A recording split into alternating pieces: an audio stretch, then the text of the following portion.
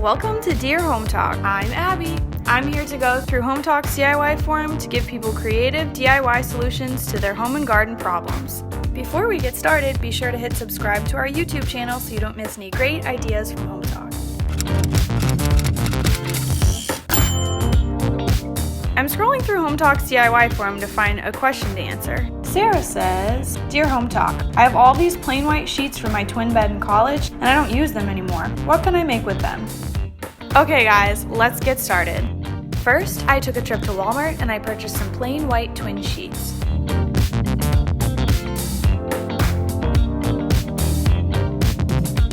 Grab your sheet and wash it. I washed mine with 2 tablespoons of vinegar, hot water, and dish soap. You can also use soda ash, but I had the other ingredients on hand. This will allow the fabric to release the fabric softeners and prepare to dye. You will want to mix your sheets around the mixture to distribute it, and then let sit for at least 5 to 10 minutes. After it has set, rinse the fabric out with water. Next, grab a bin and place a cooling rack on top. Fold and place the sheet on top of the cooling rack. Add ice to the top of the sheet and begin distributing the dye. I use liquid dye, but powder dye also works. Let the dye sit and allow the ice to melt. Please note that different fabrics take dyes differently.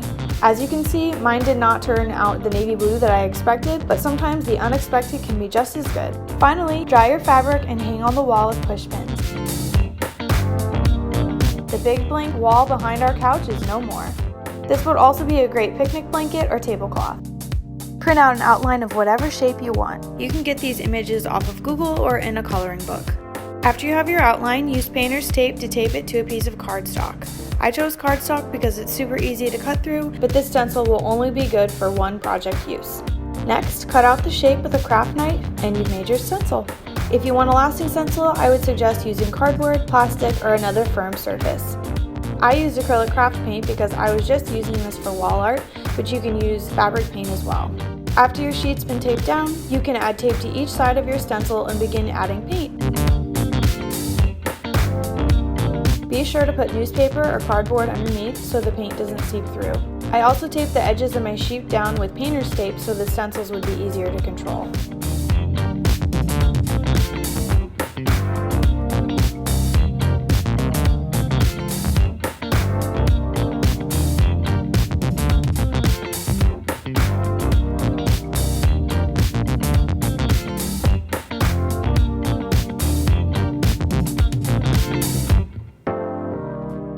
After you've finished applying all of your shapes to the fabric, let it dry and hang up your tapestry. I hung mine with push pins. I love how this super fun tapestry brightens up my walls. This would also be a great photo backdrop for a summer party. Grab your sheet and clamp on some curtain clip rings to the top of it.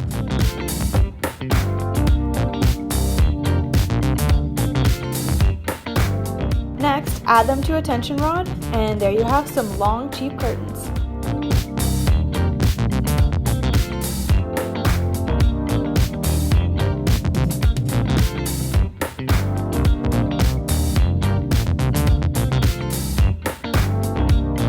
This would also be great as a room divider if you had lots of them. Screw a hook into the ceiling. Next, add a dollar store hanging planter and tuck the short end of your sheet into the planter.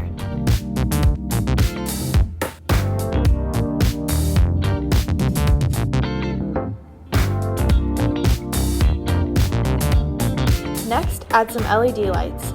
Please note that you only want to use LED lights because they won't heat up and cause a hazard.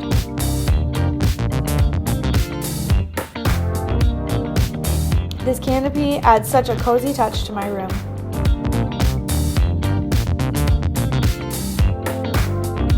I hope this inspires you to look at cheap sheets in a new way.